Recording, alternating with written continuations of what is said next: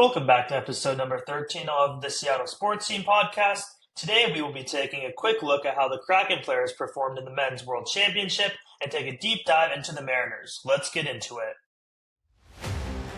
A drive deep to right field, down the line. The Mariners win this game 2-1.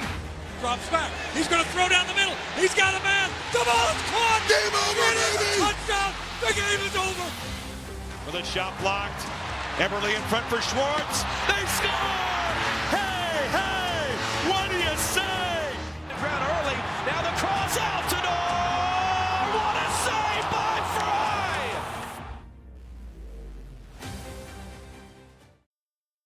Seattle sports fans, what's going on? We're back for another episode of the Seattle Sports Scene. As many of you know, we recorded an episode last week and had some technical difficulties, so we are re-recording now, which ended up being a little bit of a blessing in disguise because we've got a lot more content to cover now, especially on the Seattle Mariners, but also we've got some more content on how the Kraken players did at the Men's World Championship recently. A bunch of our favorite Kraken players were at the tournament. One of them being Joey Decord. We've also got Matty Beniers, Mikey Asimon, Ellie Tolvanen, Philip Grubauer, Oscar Fisker-Molgaard, who is a prospect of ours that got the opportunity to play at this tournament, as well as Riker Evans and Brandon Montour, and finally Adam Larson. So a pretty decent size of Kraken players here that got to be at the Men's World Tournament. I'm just going to quickly go through how each of them did, highlight one or two of them, and then we'll get going with some Mariners content. But before I start rolling down with this content, let me not forget to bring in my my co-host, Seattle Sports Season. How are you doing? Doing pretty good. Quick shout out here to the Seattle Storm, who started their season since we recorded the last episode and started 2-1 and are in a close battle right now as we speak. So good to get the Storm underway, get basketball going. They aren't supposed to be great this season, but it's been a bit of a surprise, the games that they've played so far. So maybe they can surprise us and have a good year, but yeah, I wanted to shout out the Storm. Yeah, absolutely. The Storm are just a team that's definitely loved by the city of Seattle, and I see their merchandise and product all over the place. So it's really great to see the support that a team like that. It's not even considered one of the biggest teams in the city. It gets so much support from its fans. All right. So starting off really quick with Joey Decord. Joey Decord was the backup goalie for Team USA. He backed up Jeremy Swayman. For a while, he was kind of neck and neck with Swayman, and then he had a little bit of a rough game despite winning, and Swayman had 2 great games in a row, so Swayman ultimately took the starting job from Joey for the remainder of the tournament. But Joey finishes with a very respectful .918 save percentage with 2 goals allowed average, straight 2.0. His record finishes at 2-1-0, and he had 1 shutout. His shutout was in the first Men's World Championship start of his career versus Team Denmark, who ended up finishing 4th in the tournament. So a very respectful opponent. Denmark also knocked out Canada from the tournament in the first elimination round. So that's a very respectful performance from Joey Decord there. Also on Team USA, Matty Beniers. He finishes with also quite respectful 3 goals and 3 assists for 6 points. His plus-minus finishes at +10 for the tournament, which is great. His line scored a lot when he was on the ice. His only note that I have is he got he was awarded, USA's Player of the Game versus Denmark in that first match once again. So really great performance by him in that tournament. Mikey Asimon played a lot of 4th line minutes, played pretty well in my opinion. He scores 1 goal and 2 assists for 3 points and a +3 on his plus-minus. So great performance from Asimon, playing limited minutes on a very stacked USA team. Possibly the Kraken player of the tournament, Ellie Tolvanen, played for Team Finland. Huge 7 goals and 2 assists for 9 points and a +6 on his plus-minus. He had was named Finland's Player of the Game versus France and versus USA. He had a 4-goal game versus Slovenia and a shootout winner against Marc-Andre Fleury to beat Canada in Canada's first loss of the tournament. So in a 2-1 win for Finland. Huge performance by Eli Tolvanen after a career season from him last year, followed up by this performance in the Men's Worlds Tournament, where it was basically just him and Teuvo Teravainen that were carrying Team Finland's offense. Really huge to see him step up and play that well on a team that just needed a lot of help in Team Finland. So good on him for such an awesome performance.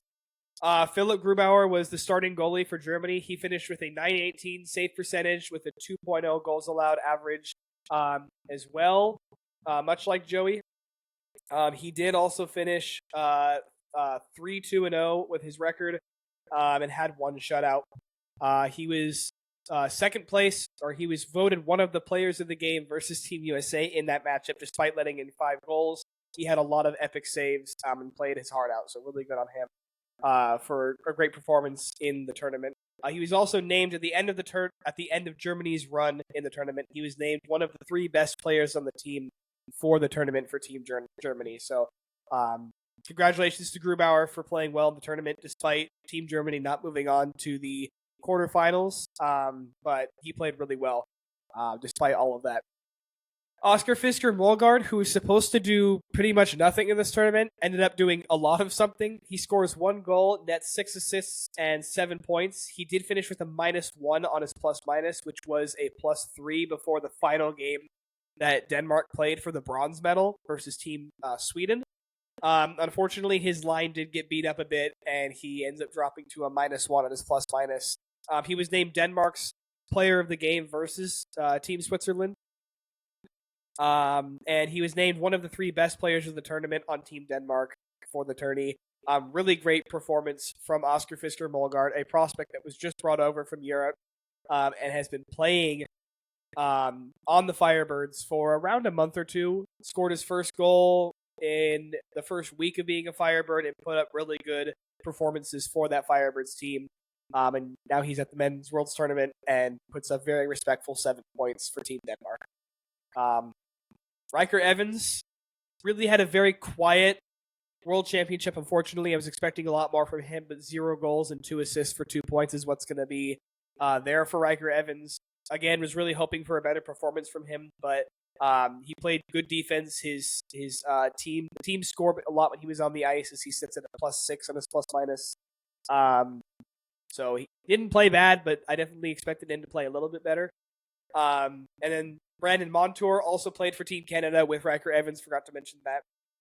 Montour does his stuff per usual, 2 goals, 7 assists for 9 points, and his plus-minus was +5. Nothing much to say here about Monty. We know he's great. He's going to play great for Team Canada. And then finally, the bronze medal winner, Adam Larsson with Team Sweden. He nets 1 goal, 3 assists for 4 points, and his plus-minus was a +8, which I believe is the best of the tournament for all of the Kraken players who did play. Second best, Matty Beniers had a +10. But yeah, shout out and congratulations to Adam Larsson and Team Sweden for winning bronze, as well as Joey Decord, Mikey Asimon, and Matty Beniers. Team USA won gold in the tournament for the first time in 92 years. So congratulations to them. And congratulations to the Swiss. Even though we don't have anyone playing on that team, they did win silver and put up a very respectful, hard-working performance against Team USA. Tage Thompson nets the overtime winner in a 1-0 game for Team USA to win it and close up the tournament. So, really entertaining tournament. Love to watch the Kraken players play and see everyone play, really. It's a tournament that's not too much different from like the Four Nations, but it basically kind of gives NHL players an opportunity to play with their nationality, with their nation, without it being the Olympics, because as we know, NHL players have not been allowed to play in the Olympics for many years. That is different now. The next Olympics should have NHL players in them. But this tournament allows them to play for their nation. While a lot of people can argue it doesn't have the best players in the tournament because most of them are still in the NHL, it has a lot of very good, very well-known, respected players in the tournament as well. So it's very fun to watch for those reasons. So, any thoughts from you on how the Kraken players performed in this tournament, or anything about the tournament before we kind of roll into some Mariners content here? No, just good to see them on the ice, despite it being the off season now for the Kraken. Just anytime you get to see our players play, it's always a good day. So Absolutely. All right, real let's roll quick into some before Mariners we content. do Mariners, I'm going to do a quick cover of the Sounders, just like a little update on where they are. They got a 1-0 shutout victory against FC Dallas at home on Saturday. They destroyed Dallas that game. Dallas played dirty. They pushing in the back, dirty fouls. Ref kind of lost control of the game. Ultimately, the Sounders were awarded a penalty kick, and Rusnak buried it. The place went crazy. It was a great game, entertaining game to be at. That being said, the Sounders have 2 games left before we head into the break of MLS season for the the Club World Cup, and they will be playing 2 very important games. One tomorrow night on Wednesday, and then on Sunday afternoon. Tomorrow they'll be playing San Diego FC, who currently sits second in the table in the Western Conference. And on Sunday, they'll be playing Minnesota United, who also sit third in the table. So 2 really big games for the Sounders. They currently sit in 5th place with a record of 6 wins, 5 draws, 4 losses. They've gone their goal differential back to +3. They're sitting at 23 points, tied with LAFC actually right now for 4th place. So 2 huge games. Both of them are home games in Seattle for the Sounders. I'll be at both of them, hoping that we can come away with 6 points and really take a lot of momentum into the Club World Cup, because we're going to need single advantage that we can get to try and compete with these teams as the tournament will kick off in about, I think it's 16 days from now, 17 days from now, something around there.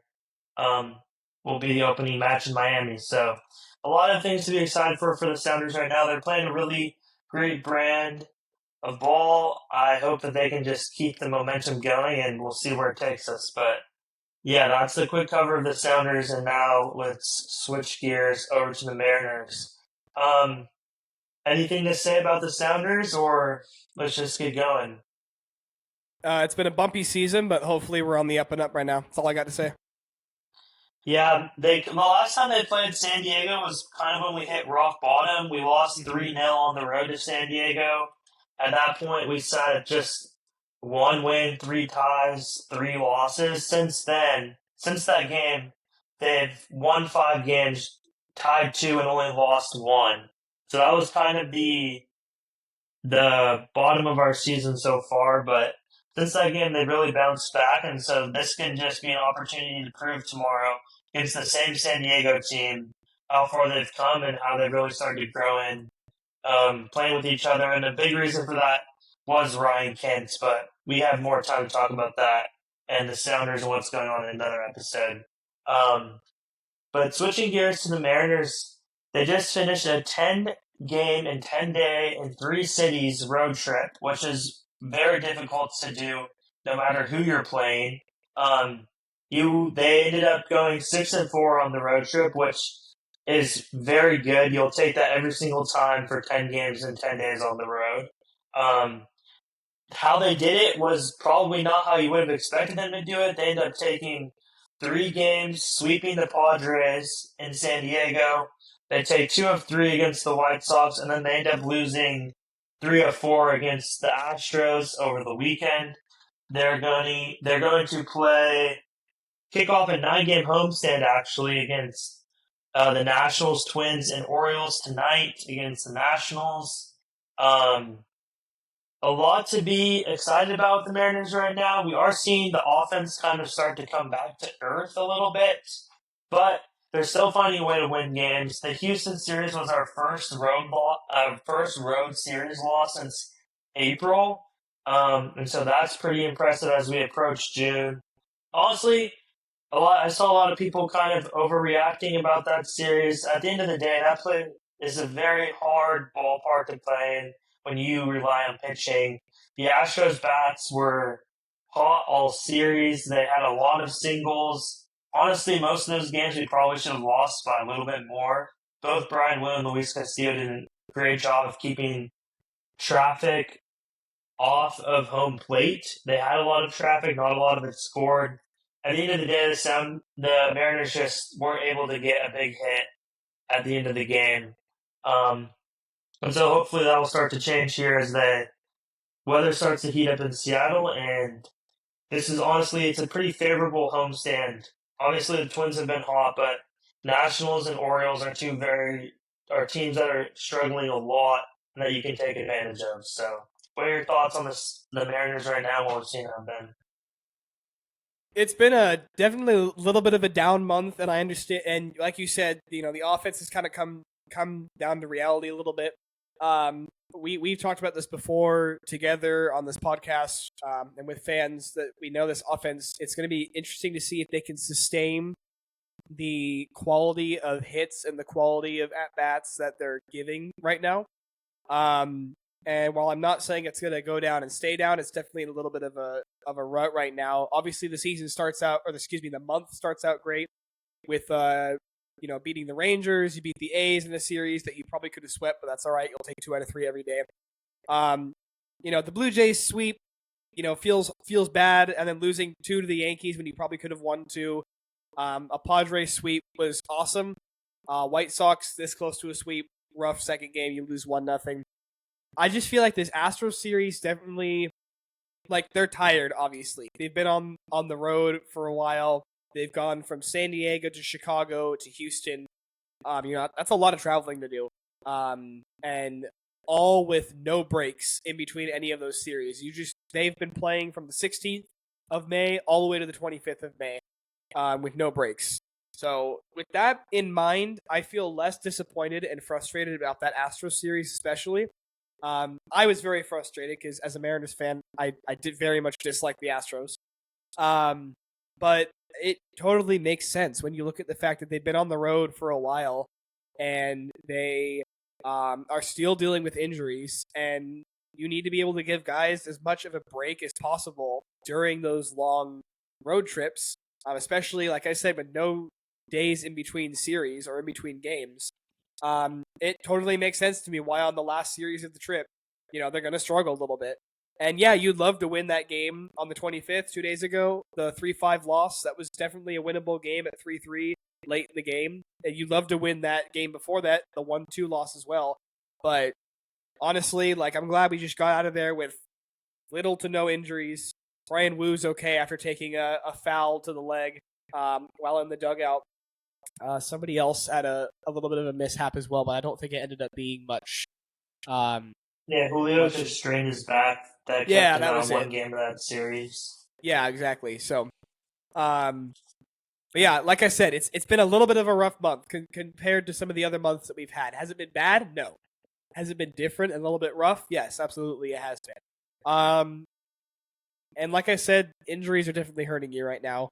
I can't wait to see when we get a lot of our pitching back, when Gilbert's back, when Miller is back. Will Miller continue to play, or will it be somebody else? We'll talk more about that later. Can we talk really quickly, though, about George Kirby and his first return? He pitched... Which game was it that he pitched? Was it the 23rd or the 24th? I believe it was the Friday. It might have even been the first game of the series. He looked pretty good in his first outing of the year. Obviously, I think he ended up giving up 5 runs, and he was pretty disappointed with that after the game. But his stuff looked good. He touched 98. Honestly, a lot of them, the runs were on some stupid singles that the Astros got.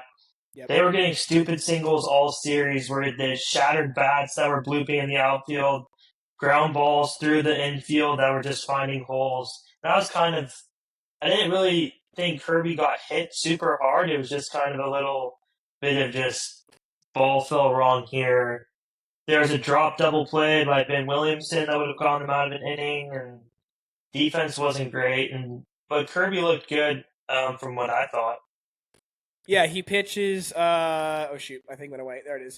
He pitches 3.2 innings. He gives up 6 hits and 5 runs. All of them earned runs. Doesn't give up a home run. He gets 4 strikeouts. So yeah, no, is it the kind of start you expect out of Kirby? No, but is it the kind of start you can expect out of a pitcher who's just come back from injury and rehab against the Astros? Like, it doesn't matter if they're worse this season or not. Um, yeah, this is definitely an excusable performance by him. His first game back. I know he's going to clean it up. I know he's just going to get better and better. And he's going to get an opportunity this series against the Nationals, which should be very fun to watch. And he does lose that Thursday game against the Astros. It was 2-9 was the loss, which honestly might have been a little bit of a momentum or pace setter for that series, I guess. But again, at the same time, the boys are tired. It's been the end of a long road trip. I understand totally why the series went the way it did. But yeah, is it are we panicking about Kirby? No. Should we? No. There's really no need to panic about George Kirby at all or that performance. Like I said, he's coming back from rehab. He's playing a rival that knows him and knows his team very well, and it's his first outing after having injuries for a couple of months. So, aside from him, pitching staff's doing relatively good. Brian Wu and Andres Munoz are obviously playing phenomenal. Luis Castillo's has some nasty stuff recently. We're still waiting on Miller and Gilbert to get back and get healthy. How have you felt that Emerson Hancock and Logan Evans have performed in place of Gilbert and Miller, and then Kirby when Kirby wasn't here as well? Yeah, Logan Evans has looked really good. I've been really impressed by him. He had a little bit of a rough start against the White Sox, but it still didn't end up being that bad. I think he went 5 innings, gave up 4 runs. He's going to pitch tonight against the Nationals. I really am just Emerson Hancock has been throwing the ball well. I still just don't have a lot of trust in him. He kind of got hit hard his last time out, I think, if I'm remembering that correctly. He just wasn't great. Or was he? Maybe I'm remembering it wrong, but honestly, the thing that I wanted to say about all this was just don't panic because this is how this team is built for success. You're going to have streaks where the offense can carry for 2 weeks and you're going to be really good. And then this team's going to play 500 ball in the times when the offense is cold. And if you can do that, you're going to make the playoffs easily. And I really do believe that. Right now, the offense might go cold. We might struggle against the Nationals. And then maybe the offense gets hot this weekend and we take 2 or 3 against the Twins and sweep the Orioles. The great thing about having starting pitching is that your floor is not that low. Because you know that no matter what, you're going to be getting a great pitching performance and you're going to have a chance to win. And that's a great thing about teams that are built on their pitching is that you can still compete even when your offense is in a cold slump. You look at a team like the Orioles this year who have a good offense, but when their offense starts out cold, the pitching's getting shelled, and there's never anything that you can kind of use to right the ship. You just kind of have to pray that your offense can start to out firepower people, which is really hard to do when you're struggling. You start pressing. But this Mariners team, the wonderful part about them is that you can see those 2 Astros losses. You lose 1-0 and 5-3 on a walk-off home run. Both games, the offense was not good, and yet you still competed in those games. You still had a chance to win. And that's a lot of what we're going to be seeing until the offense gets back to really producing. And so don't worry. This is expected when you have a team that doesn't have a fantastic offense. And we kind of knew that coming into the season. Logan Evans has already, while we were talking, Logan Evans is about to strike out the side here to start the game. So he's feeling good. 9 pitches, 8 strikes so far. It's good. This can lead us into our next conversation where people have talked about, and they were talking a lot earlier today about the Mariners possibly going to a 6-man rotation, and keeping Evans and Hancock up until Logan Gilbert gets back to just kind of give every pitcher more rest and to kind of give more of a window to figure out who you want to keep up, whether that be Hancock, Miller, or Logan Evans. So we'll see how this goes. We'll see what day Bryce Miller comes back. But what are your thoughts about a possible 6-man rotation? Well, I was first going to say in response to your trying to figure out when Hancock did last pitch. He did last pitch. The only win against the Astros was he took the start. Gives up 6 innings, gives up 9 hits, 3 runs, all of which were earned, 3 strikeouts, 1 home run. Pretty decent start from him in that last game. But and 9 hits is a lot, but yeah, it is a lot. Only giving up 3 runs in that is, you could probably give a little bit of credit you could probably give a lot of credit to the defense for that. But but yeah.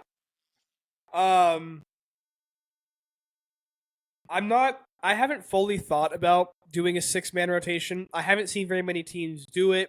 I can't remember a time where I can tell you the Mariners did it, even though it may have been recently. I just may not have paid attention to how many guys were in our rotation. I like the idea of being able to give your pitchers as many starts as possible. I know it's only an extra day you're throwing them there, but I like 5-man rotations, especially for this team. And especially for a team that, for somewhat selfish reasons, for people like Wu and Gilbert, I'd love for them to get as many starts as possible to have the opportunity to show their stuff and be more recognized as much as possible, or possibly even if one of them were to win an award. More starts is going to get you more opportunities for stuff like that. As well as just, and restating what I had said, just giving your pitchers more starts so they're not, getting cold, sitting out one more extra game than they normally would. I love that Emerson Hancock and Logan Evans are both pitching pretty darn well. And, Bryce Miller, I have faith that when he comes back, he'll also continue to get right back to pitching well also. But I just feel like one of them's going to have to go back down until Gilbert gets back. When Gilbert gets back, maybe ultimately both of them go back down to Tacoma. I know that minor league baseball doesn't mean as much, but Tacoma does need some help down there, missing 2 of their pitchers, as they're struggling a little bit in their season. So you can reinforce them down there, make sure Evans and Emerson Hancock are still getting some starts down in Tacoma. And as much as I hate to say it, with these performances they've had, they definitely give you a good conversation in possibly a trade deadline move. If you want to move one of them for a batter or something, these guys could easily fit into someone's rotation who needs pitching, who needs quality or average starts of young arms that they can continue to develop or eventually move themselves for another piece. Hancock and Evans have definitely made a good case, or a good presentation for us to be able to freely do that in the trade deadline if we need to. Yeah, it's a really interesting conversation, especially with Brian Wu specifically. Brian Wu, you do kind of have one more year with quote-unquote training wheels on him this year. He threw 80 innings, 87 innings his first year in the big leagues, threw 121 innings last year. You're probably looking at 160 innings-ish this year, and then he'll be clear to go 200-plus innings next year as you continue to just kind of grow his arm. I kind of am scared. I don't know what they're going to do with Brian Wu because he's already at 63 innings. So he's already probably only have about 100 innings left. And we still have 2/3 of the season left, plus postseason, potentially. And you'll want Brian Wu to be able to go deep in those playoff games. So there has to be some point. Because right now he's on pace to pitch 200 innings. Every inning, every start he's going deep. He's pitching well. And you kind of have to balance that, being able to keep him healthy and also taking advantage of him. And a 6-man rotation would kind of give you the opportunity to do so, because at the end of the year, it'd probably end up taking about, if you keep the 6-man rotation, it probably ends up taking 5 starts off of his season. I don't know. I'm torn because I also really think that when your best players are pitchers, you've got to put them out there as much as possible, especially for guys like Kirby and Gilbert, who they're they're perfectly fine. Castillo, you saw Castillo go 114 pitches. Like Castillo, Kirby, and Gilbert should be going out every 5 days. Their arms are healthy. Um, and quite frankly, you know that they want to go out there every 5 days and compete and try to be the best that they can. But you have to protect Miller. You have to protect Wu. Um, and so it's just, do you send Wu down to the minors? Like, is that? I don't think you do that. Do you like give him a little ghost IL stint where he will just like skip 2 or 3 starts to try and save his arm? Do you just start cutting his starts short a little bit, where instead of letting him go for 6, you'll cut him at 5 to save an inning? I don't know, because you can't have a guy go from 121 innings to 200 innings in one season and not expect there to be some sort of fatigue there with the arm. I mean, the other side of it too is they could keep rolling him out, and if he continues to play well, going deep in those games, just keep doing it. I feel like once you start to see that regression a little bit, like, okay, he's tired, his arm needs a break, whatever, then you can do something about it. But I don't know, he's looked pretty dang solid going deep so far, and I almost feel like maybe there doesn't need to be too much concern about how much he's throwing. I feel like the easiest, most simple solution is to just excuse me, is to just start. If you feel like you see that fatigue, I think the easiest thing to do is to pull him an inning or two early from now on. The only problem is that does hurt your bullpen, because then you have people coming out a lot earlier in the game, which is why you have some pitchers who can kind of eat up innings for you. That's kind of their job. But you also want to be able to use them as much as possible. I don't know. I feel like keep letting him pitch how he's pitching until you start to see that regression or that fatigue, and then figure out what you're going to do about it. If that's pulling him early from games, if that's, like you said, the ghost IL, figuring something out. Oh my gosh. So, sorry, really quick. JP Crawford hits a single, and then Julio and Cal just back-to-back homered in the first inning against the Nationals. The Mariners are up 3-0.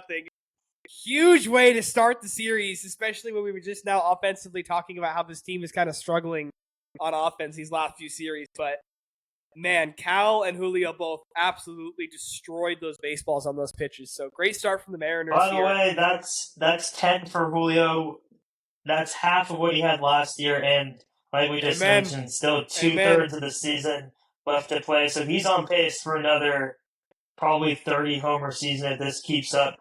And albeit that is a quiet 30-run season, as a lot of people around the league, and quite frankly, a lot of people, fans of the team, still believe that he's struggling. And you see he's almost hitting 240 now and almost got his OPS back to 750, which is an above-average player. And honestly, with the current strength of the center field position in the AL, you could see him squeak his way onto an all-star team if he keeps this up and is approaching that 20 mark come the all-star game. He's one of those players who hasn't been, like, flashy yet, but he's quietly producing almost as well as 90% of the batters in the league. And we know Julio, defensively, he's been incredible, too. Yep, he should be in contention to win the Gold Glove. Honestly, I'd say he's the favorite to win the Gold Glove right now, besides, yes. I mean, Dalton Varsho on Toronto's very, very talented center fielder, and Cedric Mullins on the Orioles is also a pretty good center fielder, but Julio's right up there with him.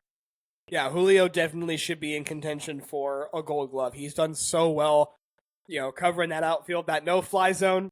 He does such a great job on defense, and I absolutely love to see it from him. The biggest thing from Julio's defense right now, this is a little sidetrack, but in previous seasons, we'd seen him, he'd catch the ball. He always has had incredible range, but you kind of saw an inaccuracy with the arm, where he'd throw it way over Cal's head sometimes. He'd sky it to the third baseman. And And this year, we really haven't seen any of that. His throws, when he's holding runners, he's been way better at doing that and trying to hold runners at second base and not letting them get a triple or holding runners to a single and cutting off balls. And I think he has one throw out this season to home plate, but he's been way better this year at just accuracy with his arm. Absolutely. Really great to see. So yeah, great start for the Mariners here to start the series. Mitch Garver's at the bat now at a 2-2 count. We'll see how he does. Do we have listener questions to go over before we close it out? Let me I think pull them up real we've quick. got a couple. We answered a few. We kind of unintentionally answered a couple of them during this episode, but I think we have one or two. I definitely have one, Kraken wise. But if we want to do the Mariners one first to just stay on topic. Yeah, I got one for the Mariners one. Yeah, go for it. I'll do the Kraken one next. It's kind of a fun question, but we got a lot of questions about the Logan Evans, Emerson Hancock, Bryce Miller, so we kind of answered those. Let's see. The question was, does this Mariners team have the ability to win it all? So, do you want to start out with your opinion on that question? Sure, and I'm assuming by win it all, it's winning a World Series. Yeah. Yeah.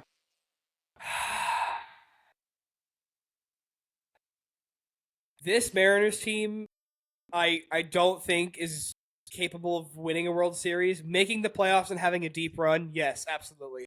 I think you are one, maybe two batters away, and maybe one solid bullpen arm away from a World Series contention, though. Because, remove players like, obviously, Donovan Solano. Bring Victor Robles back from his injury. Remove players like Donovan Solano. I love him, but if you get a bat, not Solano, sorry. I love Miles Mastroboni, but if you get a batter who's a little bit more productive than him, Mastroboni also, and then Mitch Garver, you get those three guys off the team and replace them with players who are going to give you not even massive seasons, but giving you contact hits, giving you sacrifice flies when you need, playing good defense, getting a couple of home runs too. If you kind of add all that up, you bring back Victor Robles and you get one more solid bullpen arm to just kind of I mean, they're cover up also the gap you're having. getting Luke Raley back off the IL. Yeah, Luke Raley too. soon Yes, as well. absolutely.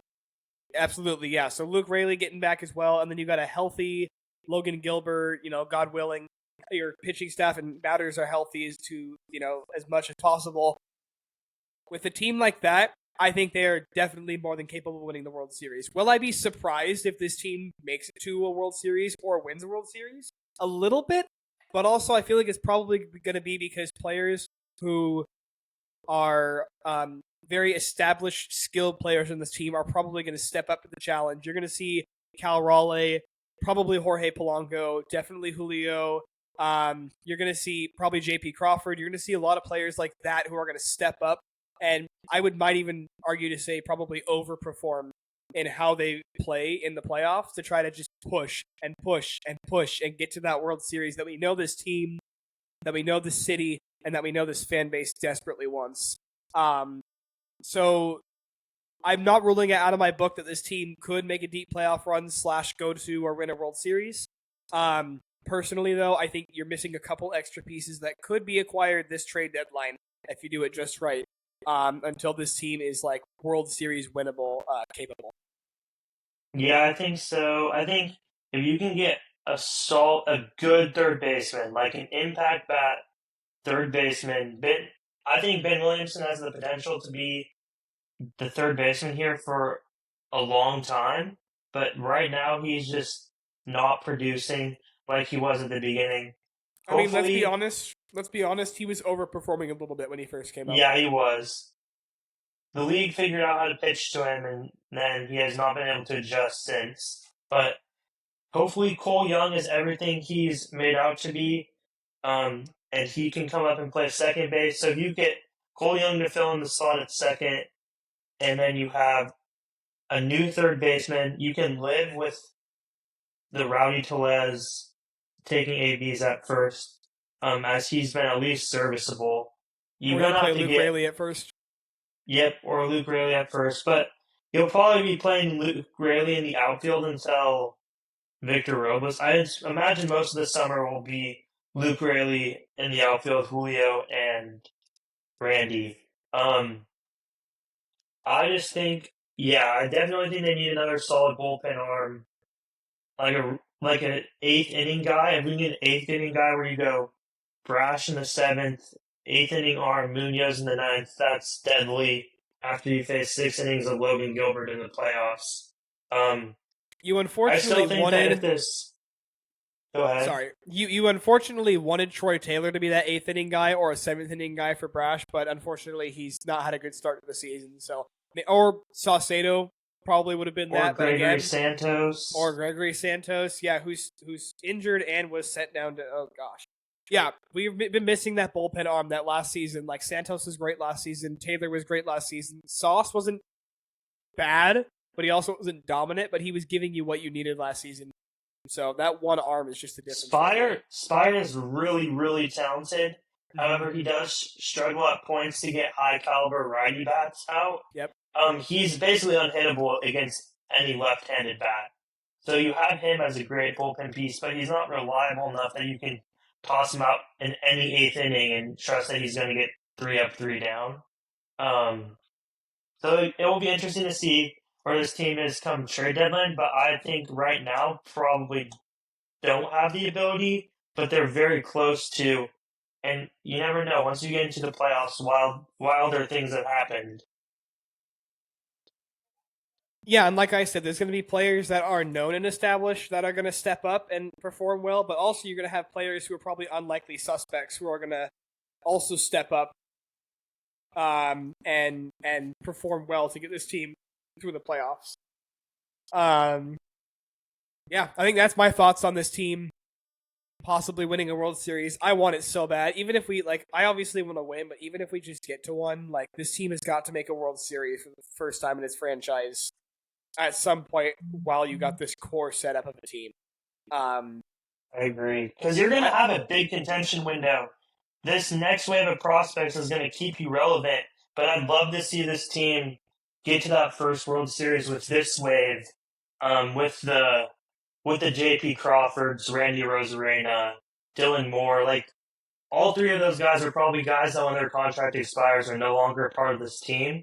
Julio and Kyle obviously aren't going anywhere, but I'd love to see those guys and this pitching staff have a shot a real true shot to go win it all, whether that be this year or next year. Absolutely, yeah. Okay, the one Kraken question that I had for this week was what type of player should the Kraken be focusing on trying to acquire in this offseason? And I love that this question is framed which type of player and not who specifically, because, well, for starters, it makes it easier on me because while I love hockey and while I've been watching it, consistently, loyally, and with much dedication for 3.5 years, I still don't know all the history of the NHL and of its players. That I'm still becoming very familiar with. But the other side of why I like this question being asked the way it's been asked is there's a lot of players that are out there that are very high sought after players. Your Mitch Marners, for example. Everybody wants Mitch Marner. A player like him specifically, for instance, the type of play, if you look at the type of player he is he skilled? Is he young? Yes and yes. Would he fit in with the Kraken? Personally, I don't think so. I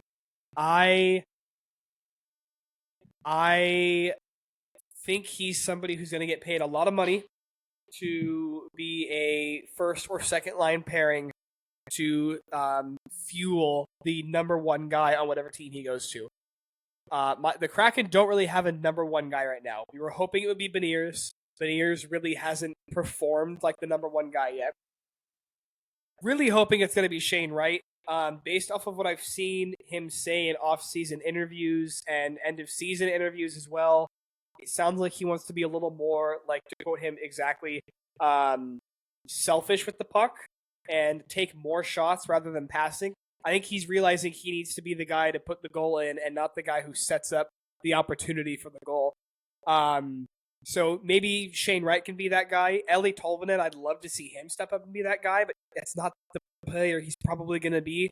And you have players like Jared McCann and Jaden Schwartz who are passing their window to be that guy, and they won't be that guy for a sustained amount of time if they are. It's not going to be Andre Burakovsky, unfortunately. It's not going to be Capo Caco. So Mitch Marner is a much more expensive, definitely much more talented Capo Caco. His job is to feed your Austin Matthews players, your David Pasternaks, your Sam Bennett's. Like, that is what Mitch Marner's job is to do. Is he going to get some goals in that window? Absolutely, he is, yes.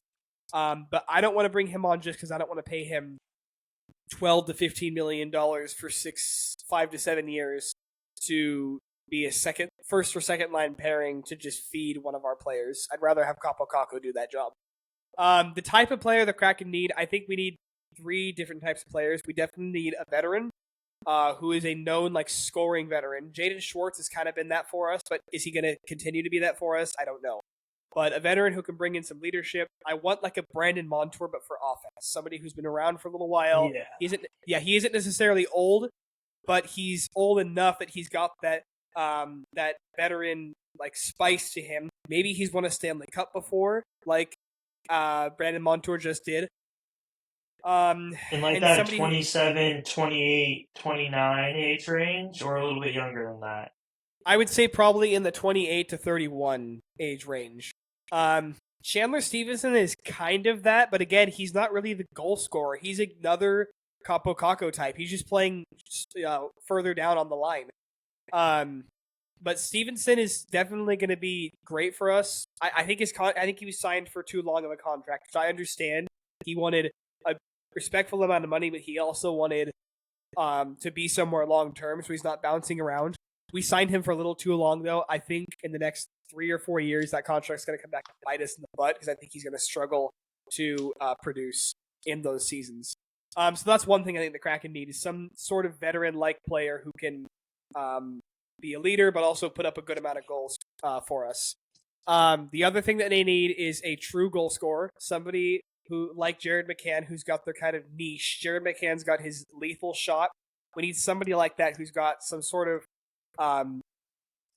X factor, if you will, to them that can that's not necessarily like a superstar, but somebody who's going to give you consistently 20 to 30 goals per season to really bump up this offense.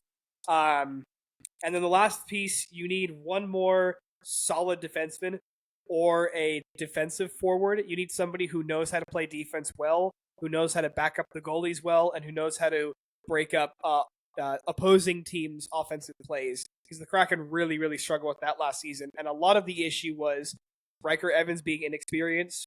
Jamie Alexiak had a really big struggle bus of a year. Vince Dunn struggled a little bit defensively as well.